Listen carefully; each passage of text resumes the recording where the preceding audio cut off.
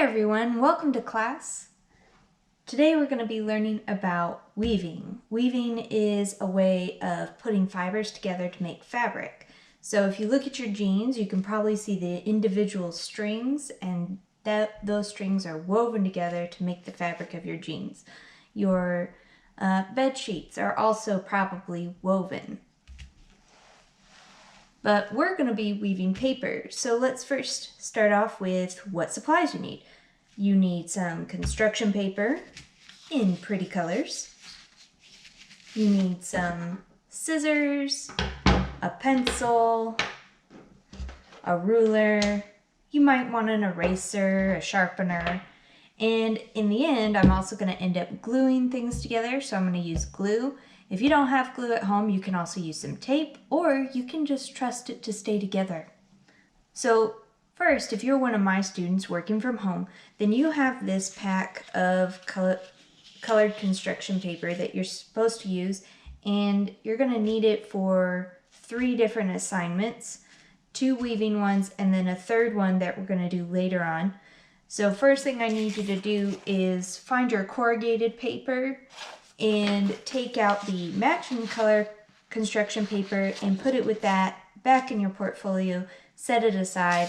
You're just not going to get to use that color for this weaving project. Next thing we need to talk about is color schemes. So for your first weaving project, you're going to need to use a complementary color scheme. You should be able to go into your portfolio or look up online what that means, what a complementary color scheme is. But just in case, or to be a little extra helpful, I'll do this.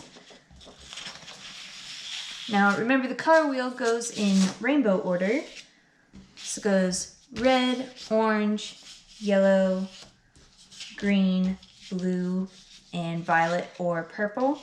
And that complementary color scheme is when 2 colors are directly across from each other on the color wheel. So red and green, orange and blue, purple and yellow. Each of those pairs of colors are complements.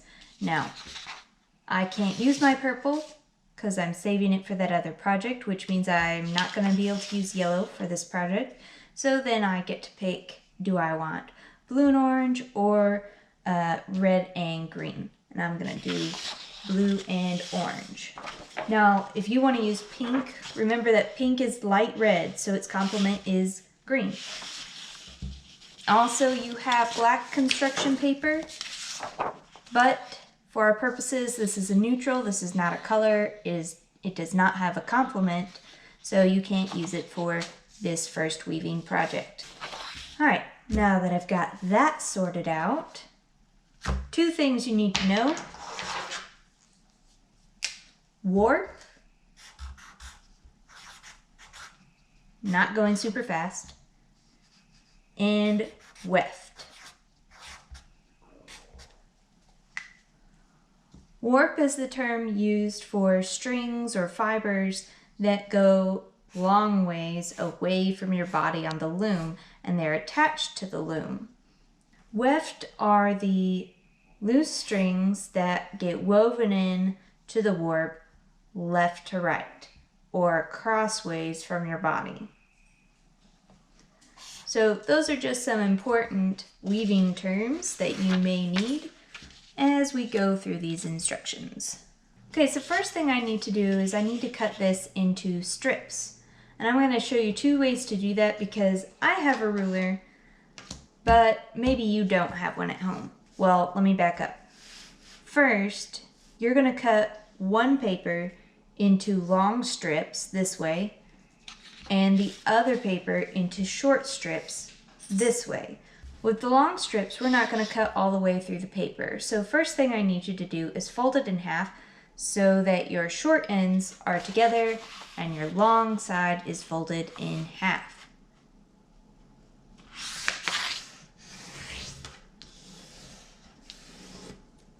Now, if you have a ruler, you can use it to measure how wide you cut these strips, and I'm going to cut mine into 1-inch widths. If you don't have a ruler, you can use your knuckle. Your knuckle here is close to 1 inch. So you can lay down your knuckle and guess, or you can just look at it and guess. It really won't be a big deal if they are not perfectly even. So I'm going along here, making my marks. I painted over part of this ruler, so I can't see that, so I'm going to do this. Okay, now I have my first set of marks here, and I'm going to make a second set. So if you have a ruler, you really need to do this. If you don't have a ruler, still guess. Still line up your straight edge and try to make this measurement here look as close to this measurement here. Now, we're not going to cut all the way through your paper. That's why we folded it in half. So just, if you have your ruler, line it up with this open edge, the side that it opens on, and just draw a light straight line here. If you don't have a ruler, you have a straight edge, just put it in about a knuckle's width, about 1 inch in from the edge, and guesstimate how wide that edge needs to be. Now, next I'm going to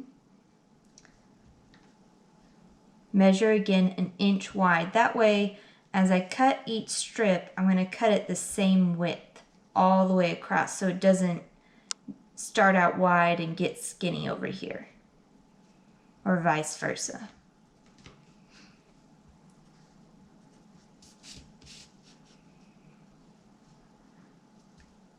Again, if you can't measure this, if you can't do this step because you don't have a ruler, it's not a big deal. But if you have a ruler, you can do this. Now, then I'm going to line up my ruler with my first dot and the matching first dot on the other side of my paper and draw straight lines there. That way I can see them to cut on them.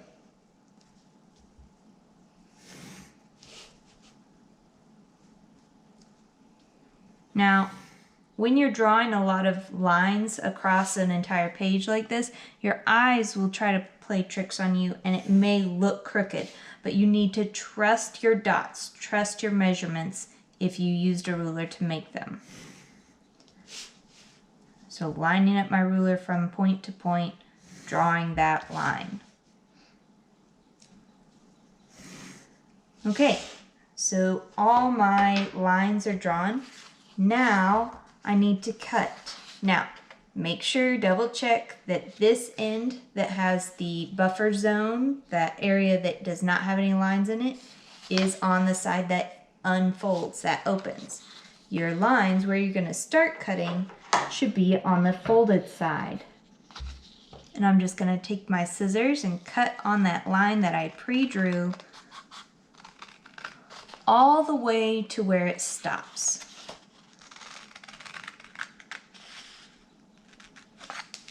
I am not going to cut this line. I am not cutting these out. I'm leaving it connected so that I have these open holes sort of in my paper. And I'm going to do that all the way across.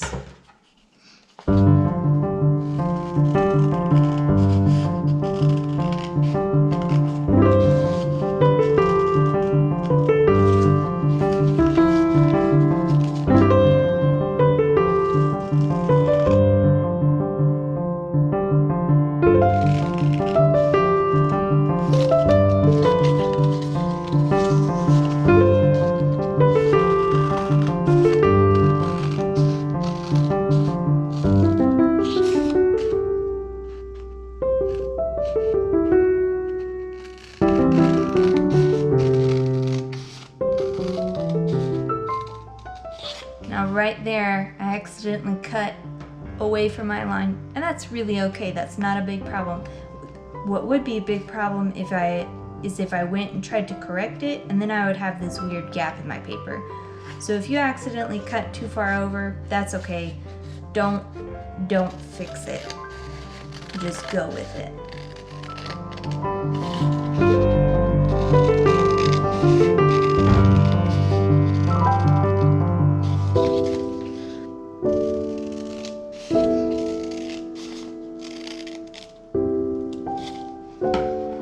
Alright, so now this is all cut, and when I open it, because we cut it on that fold, now I have this border holding my pieces together, and I have that on both sides. Okay, now this is my warp, right? It's the pieces that are tied together, right? So I'm going to set my warp aside, and this piece is going to be my weft. Now, you can see I cut this paper long ways, so I'm going to have to cut this paper short ways or crossways. And how I'm going to do that is I'm just going to take my ruler and line it up with the very edge of my paper and draw a line like this. Then I'm going to move my ruler up, line it up with that previous pencil line, the one that I just drew. Right, so that line's right here, and then I'm going to draw a line on the opposite side of the ruler. So now I have two pencil lines, and I know they're parallel because my ruler has been the spacer in between. So we're doing it this way because we're cutting all the way across. If you don't have a ruler, you can also take your paper and fan fold it. Fold it like this. Make sure that your outside edge here is flush, that this doesn't like turn at all. And then a fan fold, after you fold it one direction, you turn it over and you fold it again the opposite direction, and you're gonna fold it so that it matches with your first line so that it's the same width. And you're also gonna make sure those edges stay flush. Then I do it again, folding it so that this part that unfolds lines up with my folded edge. And keeping that all straight and flush on the ends. So by folding it, fan folding it, you're gonna cut on the creases that you create, but you see that allows you to make all your pieces the same width without having to use a ruler. But since I have a ruler, I'm gonna find the front of my paper again. And I'm gonna go ahead and draw the rest of my lines.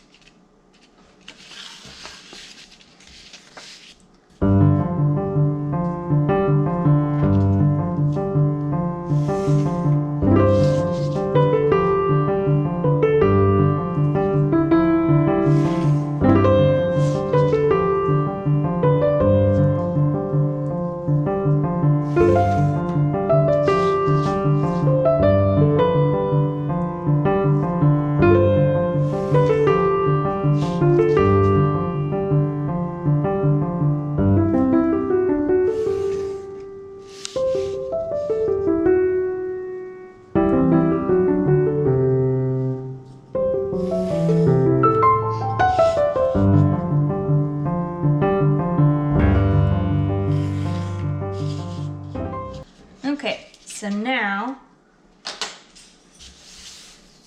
I've drawn lines all the way across and I'm ready to cut my weft into strips. It does not matter how many strips you have. What matters is that you use the entire paper. Just like on this one, it doesn't matter how many strips you have. What matters is that you went across the entire paper and ended up with a strip on each end and a equal size or close to equal size strips in the middle. I'm gonna take my scissors and start cutting.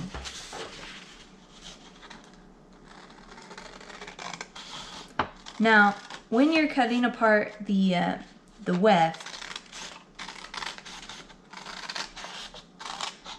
if your pieces are not identical, which is going to be most likely, because even mine won't be identical, it's important to keep them in order if you want your final weaving to come out very close woven. If you're not that worried about it, you just want to get it done, don't worry about this. But if you're feeling like a perfectionist, as you cut your strips out, just set them next to each other in the same order that you cut them.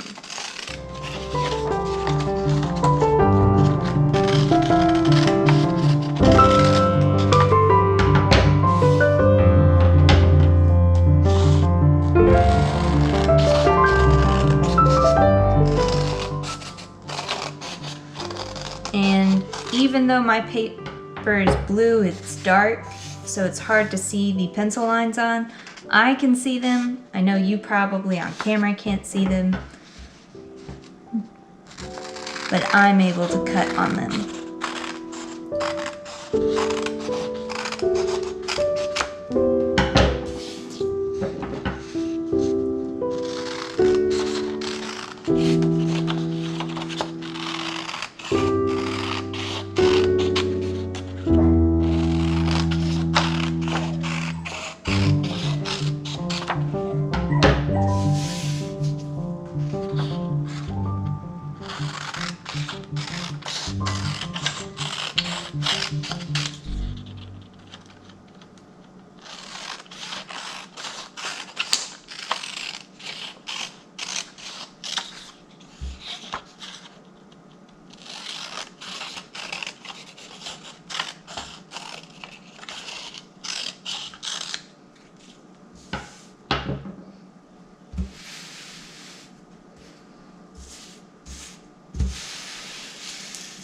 Alright, all my weft pieces are cut. I'm going to put my scissors aside. I don't need them anymore. And I've got my warp. I'm going to pick one end here to start from. And just pick up my first piece of weft and start weaving it through the warp, which means that I'm going to start either under or over this first strip and then do the opposite on the second strip. So if I start over the first strip, I'm going to go under the second one, and then I go over the one next to it, and then under, over, and over the last one. Alright, so you just make sure that you always do the opposite of what is directly next to it.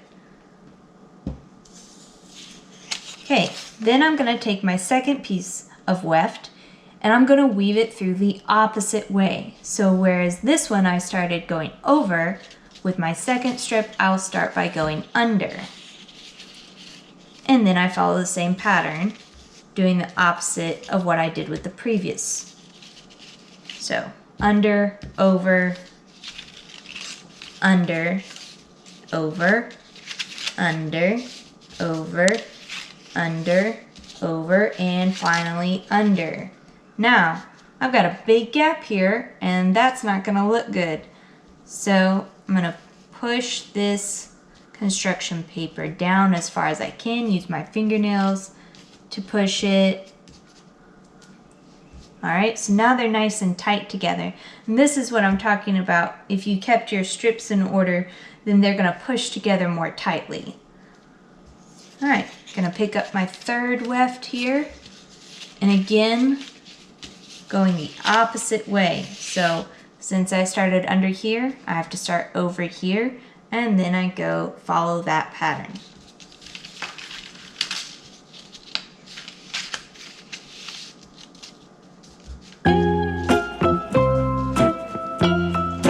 Pick up my next strip.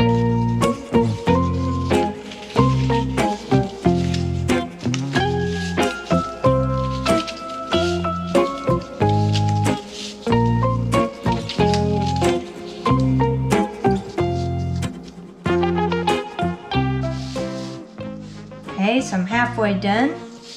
Gonna keep going.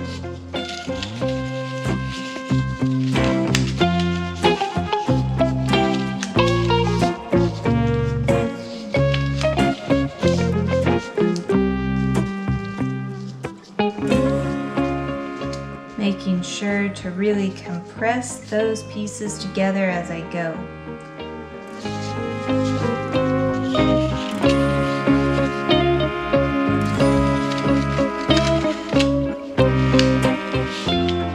Now as you go, you may find that you made a mistake.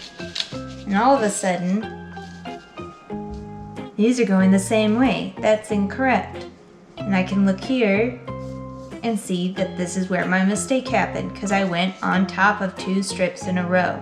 And I can also identify that because the pattern is interrupted here. So that happens, make sure you pull the weft strip back out and go and correct it.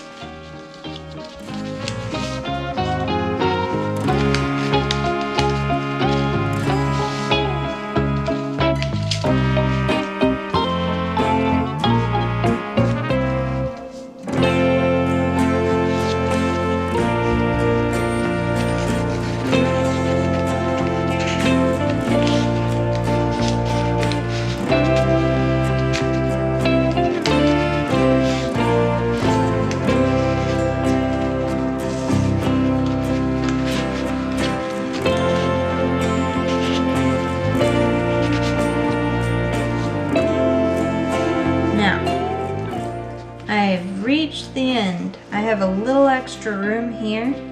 So a couple things I could do. I could take my scissors and cut these slits open wide enough to fit another strip in. And that's probably gonna look better than if I tried to cut this strip in half and slide it in here. I could just center the pieces by sliding them over. And look, that looks perfectly good.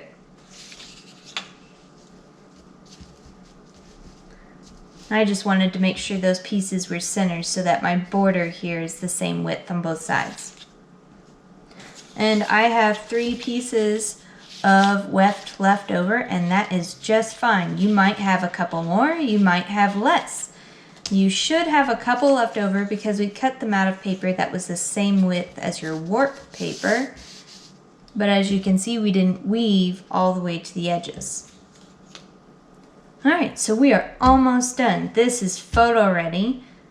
If you don't have glue or tape, you're not going to be able to do this step. So the last step, if you don't have glue but you have tape, just use tape. And you're going to tape the ends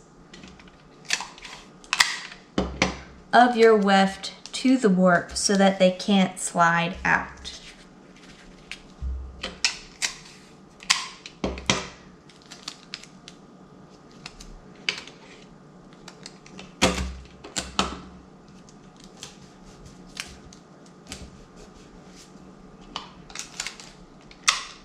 So this isn't as pretty and neat looking, but I am doing it on the back where my pencil lines are. Alright, so that's not the front, that's not the side that other people will see. Now, tape is just if you don't have glue. If you have glue, let's go ahead and get that out. Just some regular white glue. And what you're going to do is you're going to glue down the weft to the warp instead of taping it. So I'm just going to pick this up. I don't want to crease it. Just move it out of the way, and I'm going to put just a little bit of glue here. And then I'm going to press that down really well.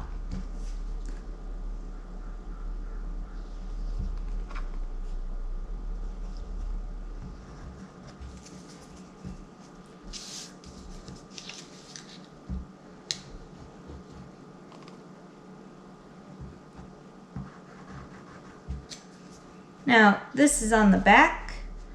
With glue, I can also glue the front pieces down, and that's going to look nicer because they won't stick off of your paper.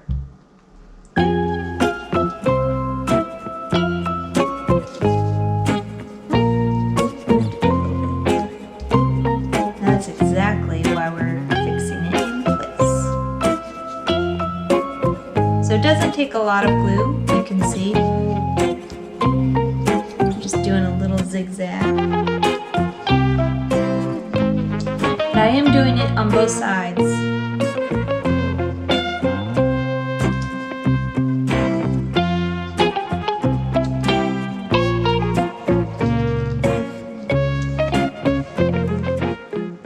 Let's review for my students. For this assignment, you needed to use a complementary color scheme. You need to weave correctly, meaning that you should be able to see this checker pattern throughout. If there are any anomalies in that checker pattern, that means that you made a mistake and you should go back and fix it. Lastly, you'll want to make sure that your weft strips stay in the warp. So if you have glue at home, make sure that you glue the ends on both the front and back and on the left and the right side. If you don't have glue, use tape. It's the next best thing. Only use it on the back. I don't want you to be able to see it on the front. It's distracting. And if you don't have glue or tape at home, it'll stay together just fine without those. And for turning it in, you can still take a picture whether there's glue or tape or not. All right, that is it for today. The next project is going to be another paper weaving, but this time creating an optical illusion. All right, see you next time.